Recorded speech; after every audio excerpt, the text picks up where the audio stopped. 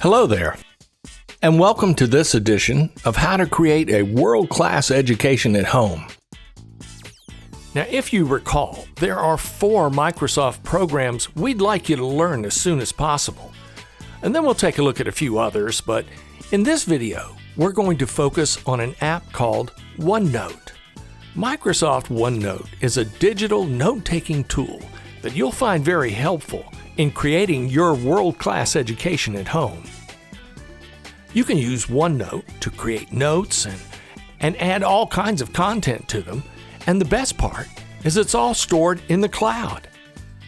So just like with other programs, you'll go to My Passgo Connect sign-in page. Enter your username and password, and that will take you to your dashboard. Now, some of the icons and symbols may be arranged a little differently, but it will look mostly like this. Look for the icon labeled Office 365. Click on it, and it will take you to a page that will show you all the latest documents you've worked on. You'll see some of the Microsoft apps on the left side, but I like to go to this icon up here. If you click on it, you can see all the apps at one time. OneNote is the icon that looks like this. Click on it and it will take you to the opening page. Now in this video, I'm going to show you 3 things. How to organize your notes, how to add content, and how to share them, okay? But before I do, remember the Insert tab and the Draw tab and all those tabs we found out about in the video about Microsoft Word? Well, here they are again. Not as many, not as complicated as the ones in Word, but they work the same way. Click on a tab and the ribbon changes to show you what you can do with each tab. And we'll get back to this a little later. So how do you go about organizing your notes? The 3 main elements of OneNote are the notebook, the section, and the page. Pages are stored in sections, and sections are stored in the notebooks. To see your notebooks, click on this symbol right here. It looks like a stack of notebooks. When you do that, you'll see a notebook pop in. Now this is the notebook I was working on when I last used the program. To see other notebooks, just click right here, and the other notebooks will drop down and you can see them and select a different notebook if you like. A few days ago, I was working on Victor's family. Oh, this is Victor, by the way. Say hello, Victor. I was just getting started and hadn't filled in very much yet. But you know, before I forget, I want to add another notebook that I'm sure I'm going to work on in the future. So I'm going back up to Notebooks, click, and then go to the bottom of the page where it says Add Notebook, and click there. I know that eventually I will work on collecting some of Victor's hobbies, so I'll go ahead and create a notebook to remind me to work on it later.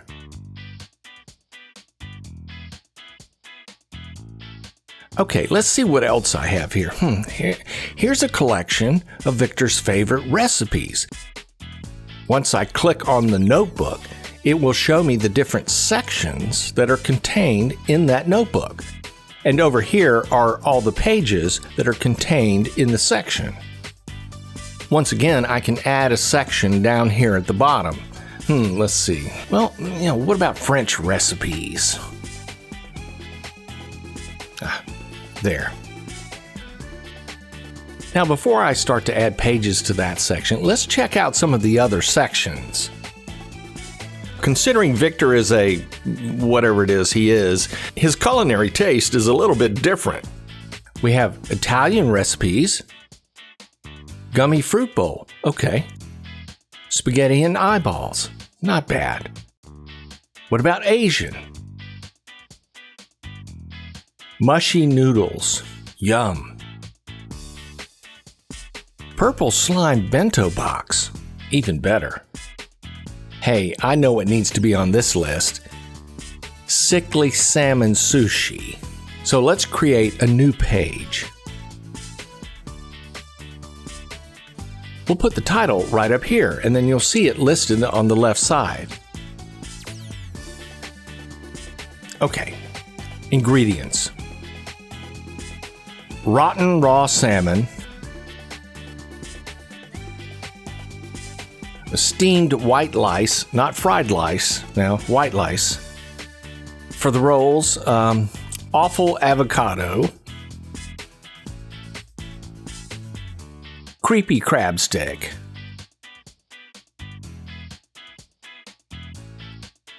secondhand sesame seeds,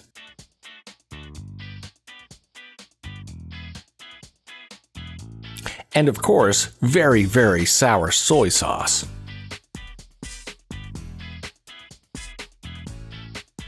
There's that red line again, just like the one we learned about in Word. Now, I'll just fix it. Remember how to fix it? Now, since this is a list, I'll highlight it and make the font larger. Again, this tool looks a lot like the one we learned about in Word. And then I'll make it into bullet points. Hey, let's add a picture. Remember the Insert tab from Microsoft Word? Well, this one works the same way. You can insert tables and all kinds of stuff.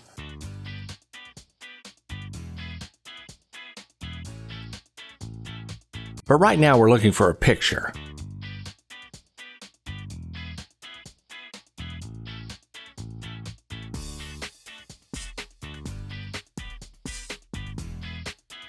Here's one. Well, it doesn't exactly look like the sickly salmon in our rotten recipe, but who cares? As long as it tastes good, right?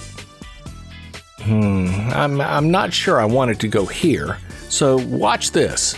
This is where OneNote really excels when it comes to taking and making notes. This page is called an infinite page. So if we go up here to the View tab and click on the minus button, we can see that the page has an infinite size to it. We can make it as big as we like and move stuff around. If I want to make things bigger, I click on the corner and just drag it.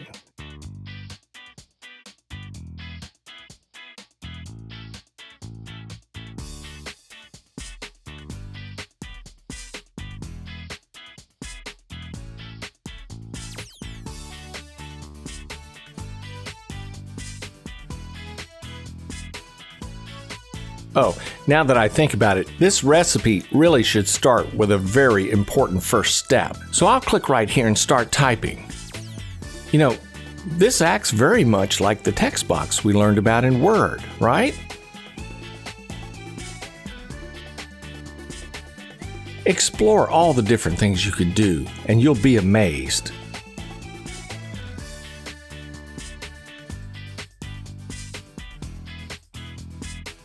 Hey, watch this. I'm going to highlight this list, and let's say I wanted to read it in Spanish.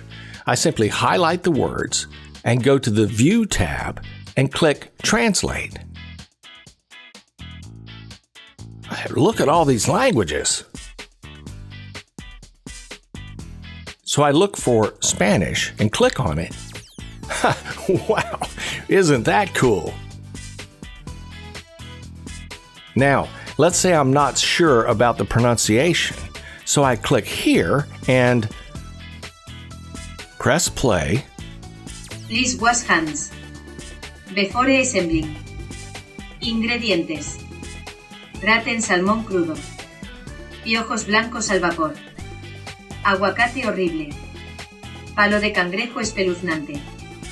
Semillas de sésamo de segunda mano. Salsa de soja muy, muy agria. Now, you have to admit that is pretty cool. So what about sharing? Because your notebooks are stored in the cloud, they can be shared with any other notebook user. There's a share button on every notebook that allows you to share a link to your notebook with anybody else. So, for example, I can just type the name here and send them the link to that specific notebook. They'll receive a link, and just like any other document, they can actually come in and start editing with me. Here's a link that I sent to Daniel and asked him to add another ingredient to the recipe. Here's his response. And I can see there's a little marker there saying it was added by DD, which is Daniel. Well, that's enough to get you started. As you probably noted, there's so much more to Microsoft OneNote, and you'll have fun exploring all the tools and options to make cool notebooks full of interesting stuff that will help you create a world-class education at home. See ya!